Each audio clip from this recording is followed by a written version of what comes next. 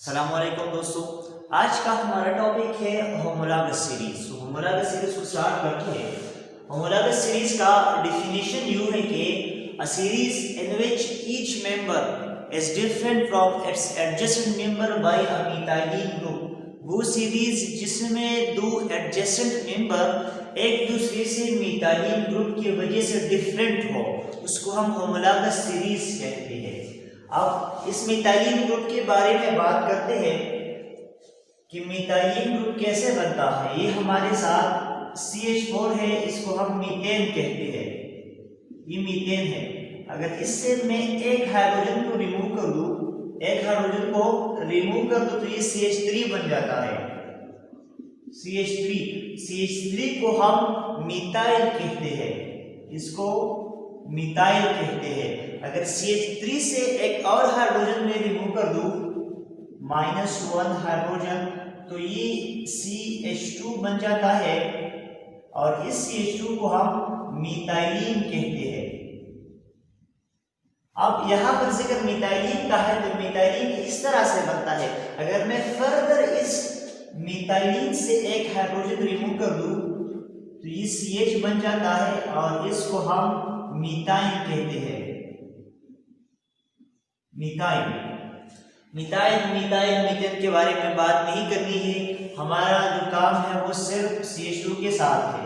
यहाँ पर इस सीरीज में एडजेसेंट मेंबर मिथाइलिन ग्रुप की वजह से डिफरेंट होंगे। एग्जांपल लेते हैं, अल्केन का मैंने यहाँ पर होमोलॉगस सीरीज लिख दिया है। ये अल्केन का पहला मेंबर है जिसको मीथेन कहा जाता है। यहाँ पर मीथेन में एक कार्बन है और 4 हाइड्रोजन है। एक कार्बन है और 4 हाइड्रोजन है। अगर मैं इस मीथेन के साथ एक CH2 को, एक मिथाइलिन ग्रुप को ऐड कर दूं, तो क्या बनेगा? इथेन बन जाएगा। यहाँ पर एक कार्बन है, यहाँ पर दो कार्बन है। अब मीथेन के साथ यहाँ पर 4 हाइड्रोजन होते हैं। मैंने CH2 को ऐड किया, तो ये होना चाहिए कि कार्बन 2 हो जाए और हाइड्रोजन 6 हो जाए। तो अगर आप इथेन को देखें तो यहाँ पर 2 कार्बन होते हैं और 6 हाइड्रोजन होते हैं। अगर इस इथेन के साथ मैं एक और CH2 को ऐड कर लूं, तो क्या बन जाएगा? प्रोपेन बन जाएगा। अगर मैं इस प्रोपेन के साथ एक और CH2 को ऐड कर लूं, तो ब्यूटेन बन जाएगा। इस तरह से अगर ब्यूटेन के साथ एक और CH2 को ऐड कर दूं, तो पेंटेन बन जाएगा, हेप्टेन, हेक्सेन, octane, ये वगैरह बन जाएंगे। यहाँ पर इस एडिशन की वजह से हमें पता चलता है कि मीथेन और इथेन में फर्क सिर्फ CH2 का है। एक CH2 का फर्क है। इथेन और प्रोपेन में भी एक CH2 का फर्क है। इसी तरह से एडजेसेंट मेंबर एक दूसरे से CH2 की वजह से डिफरेंट है और इस टाइप ऑफ सीरीज को हम होमोलॉगस सीरीज कहते हैं। वो सीरीज जिसमें एडजेसेंट मेंबर CH2 या मिथाइलिन ग्रुप की वजह से डिफरेंट हो, उसको होमोलॉगस सीरीज कहते हैं। अब यहाँ पर बहुत सारे मेंबर्स हैं, तो एक मेंबर को हम होमोलॉग कहते हैं। इन मेंबर को हम क्या होमोलॉग कहते हैं। ये तो हुई होमोलॉगस सीरीज के बारे में कुछ बातें। आप अगर लिखना चाहें तो आप लिख सकते हैं। और ये जान लें कि हर एक ऑर्गेनिक कंपाउंड का या हर एक ऑर्गेनिक क्लास का अपना ही होमोलॉगस सीरीज होता है। अब होमोलॉगस सीरीज की कैरेक्टरिस्टिक के बारे में बात करते हैं कि होमोलॉगस सीरीज में जितने भी मेंबर हैं, इनमें कौन कौन से कैरेक्टरिस्टिक हो सकते हैं, कौन कौन से सिमिलर कैरेक्टरिस्टिक हो सकते हैं, कौन कौन से डिफरेंट कैरेक्टरिस्टिक होते हैं। पहला है कि इन होमोलॉग में या इन मेंबर्स में सेम जनरल फार्मूला होगा।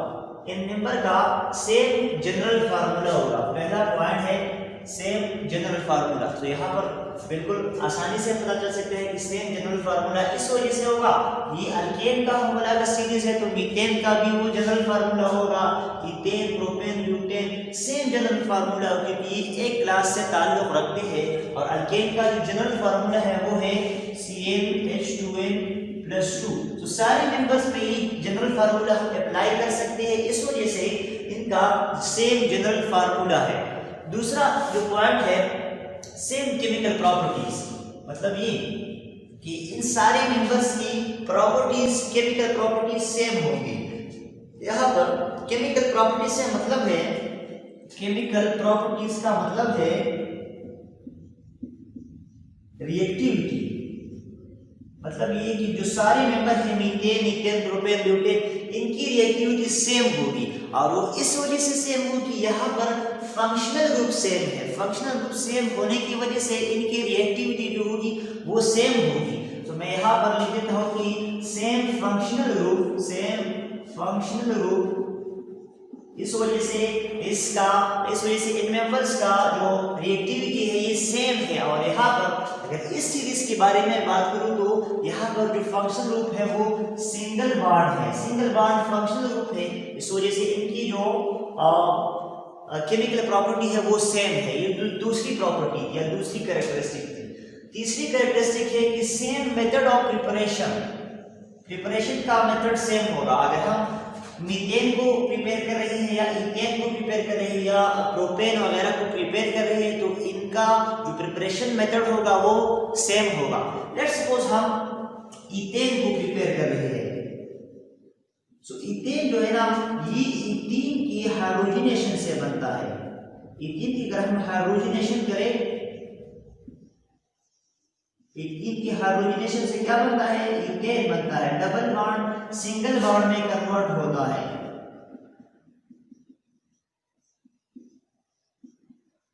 ये हो जाएगा CH3।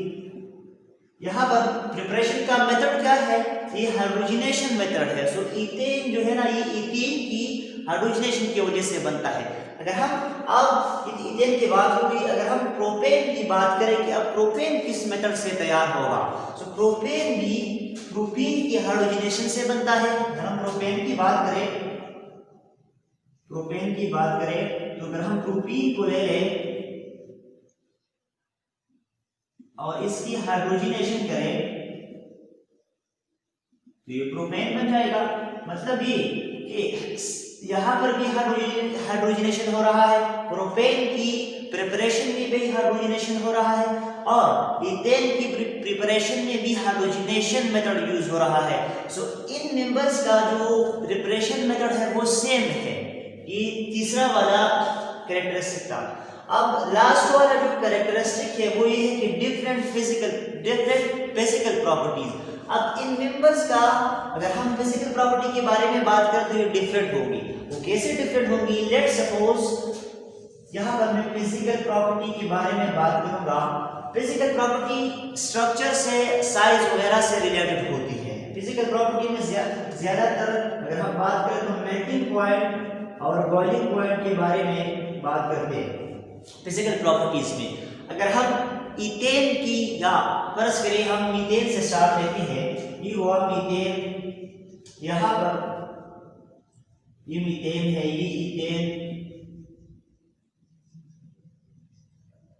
और लेट्स सपोज ये प्रोपेन है।